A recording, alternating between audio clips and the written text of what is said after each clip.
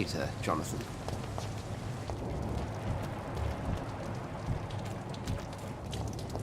Come on, you bastard! You can do better than that! It's my turn!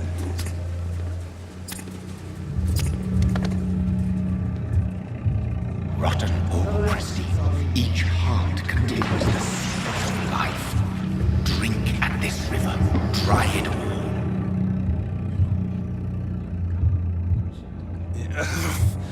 Oh, come on, you bastard! I won't bite! Sir, please. You've lost too much blood. Calm yourself.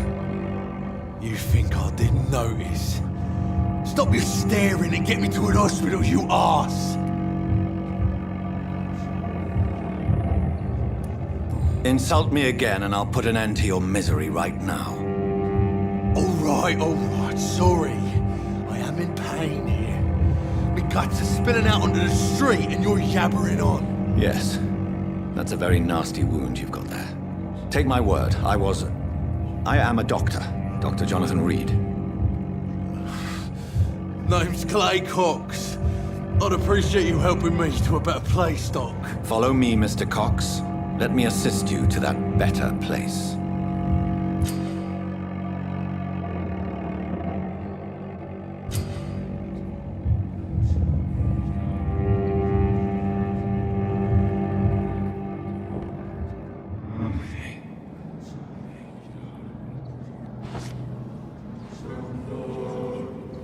Bring this fading light into the shadows. Dance with him the dance of life and death.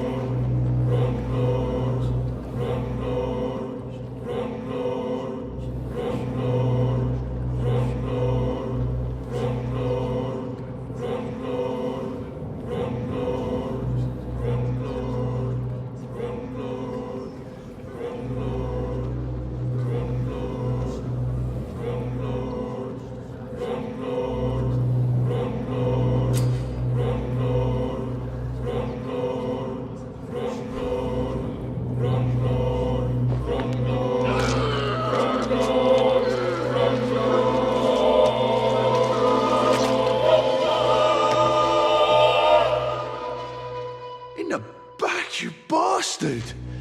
Didn't have the guts to fight me. Fuck you. I'll kill you. I'll kill you.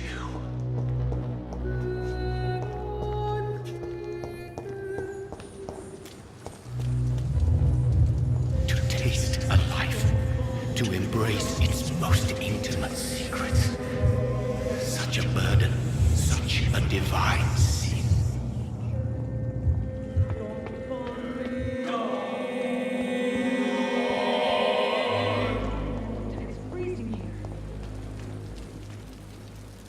Doctor, where have you been? I've little time to play hide and seek with new staff members, no matter how illustrious they may be. I apologize, nurse. I needed some time to myself. This has been the longest and strangest night of my life. You delivered poor Mr. Hampton from a terrible fate. The means to that end should be of little concern, Doctor. Thank you, nurse. What can I do for you? Dr. Swansea insisted we provide you a quiet office. You'll find it on the second floor with your name on the door. Thank you. Nurse Crane, isn't it? Yes, Dorothy Crane. Welcome to Pembroke Hospital, Dr. Reed. Your office has been prepared. I would like to ask a few questions first.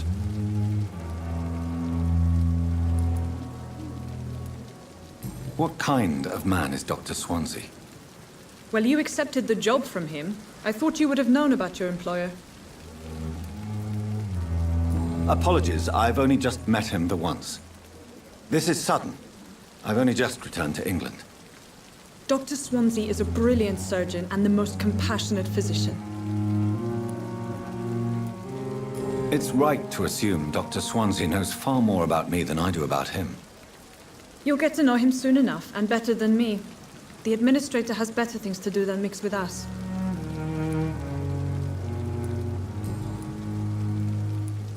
If you could point me in the direction of my room again, nurse. Second floor of the hospital, left after the stairs. It's the last vacant office at the end of the corridor. Thank you, Nurse Crane.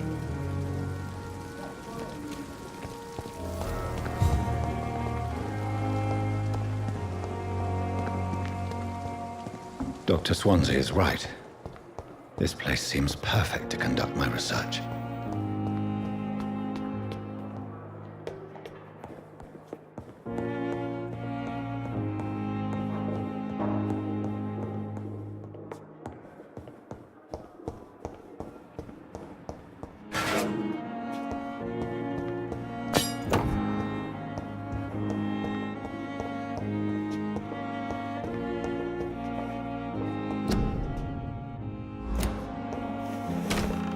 This must be the place.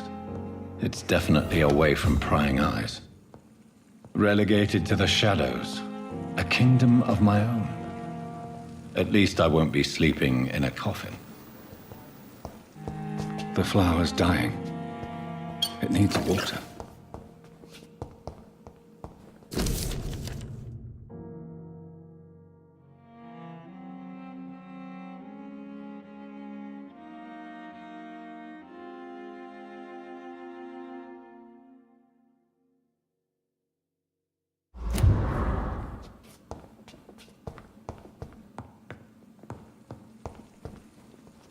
The flower's dying.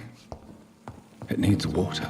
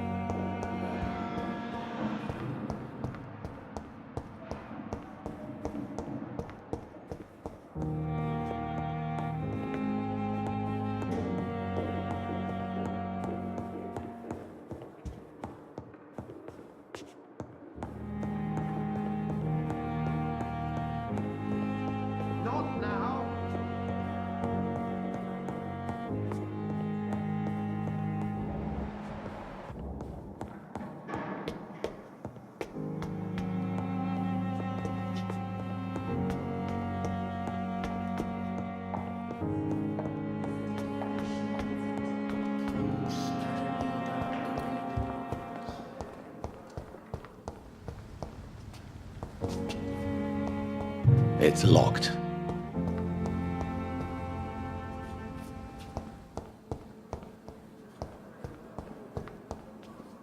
It's locked.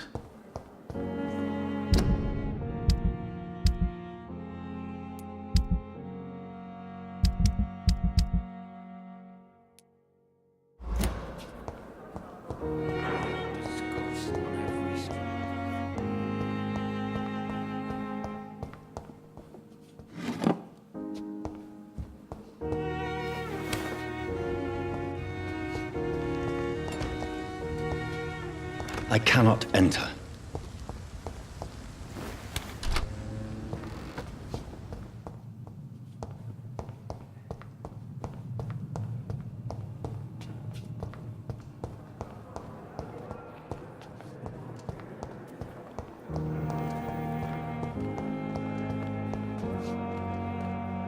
Good evening, nurse. Good evening, Doctor. I don't think we've been introduced yet. My name is Pippa Hawkins. And I'm Dr. Jonathan Reed. Dr. Swansea has recently offered me a position in this hospital. Well, it's a euphemism that your help will be appreciated, Doctor.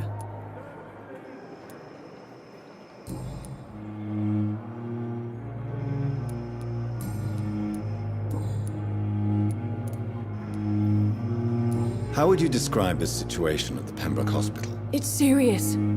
The flu is wreaking havoc amongst the staff and patients. We are running out of everything. Nurse Hawkins, the Spanish flu won't last forever. Even the Black Plague didn't kill everyone. I wish I could believe you. But what if this epidemic was worse? What if in the end, nobody was spared?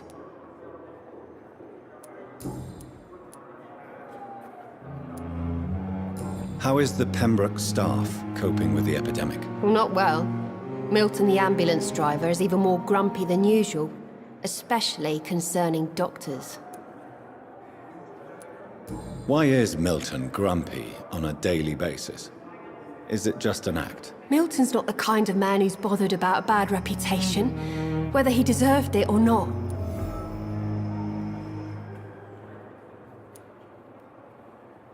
Why does Milton dislike doctors? I don't know. Just ask him. But be warned, Milton is not the chatty type.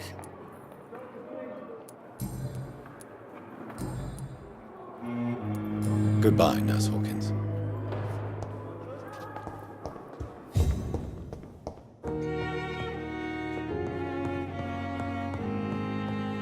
So many deaths. And still more coming. Sweet girl. Good evening, Doctor. I believe we're going to be working together. Dr. Reed. Dr. Swansea informed us of your arrival, but I could not dare to believe we'd have such good fortune. Such an honor, sir. Thank you. And you are? I am Thoreau Strickland, Dr. Thoreau Strickland. I'm a great admirer of your work, Dr. Reed.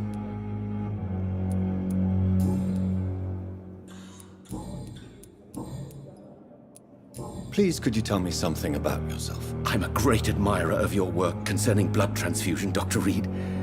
I run my own experiments. I'm convinced it's the future. I based my technique on my mentor's research. He helped me perfect my method. What is yours? I'd rather not talk about it. For now, it's just theories and first approach.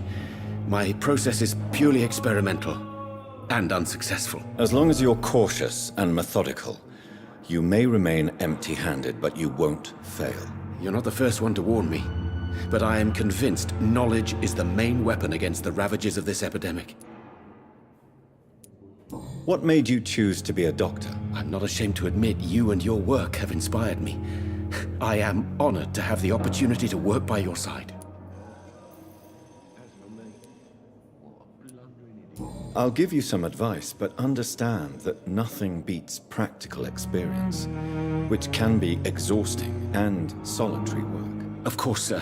And don't worry, I will never allow myself to be a burden, neither to you nor this hospital.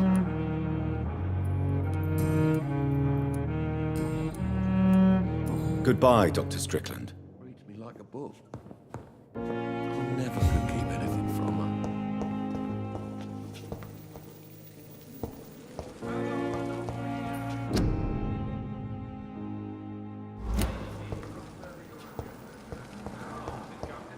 Fix me properly, a month? A year? You have the right to disagree.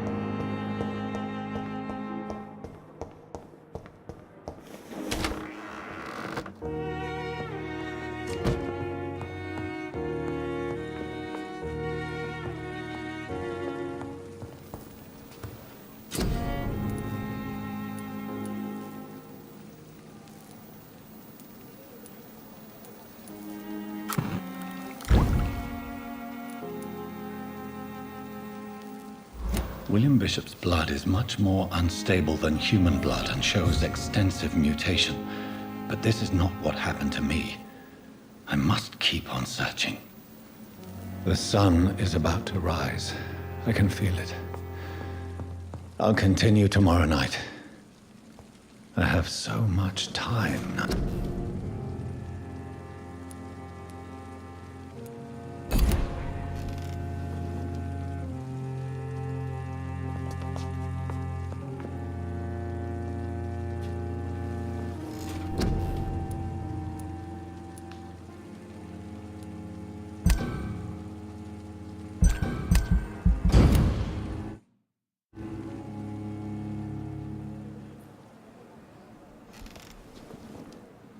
If I'm to stay here until my research is complete, I'd better learn to hide my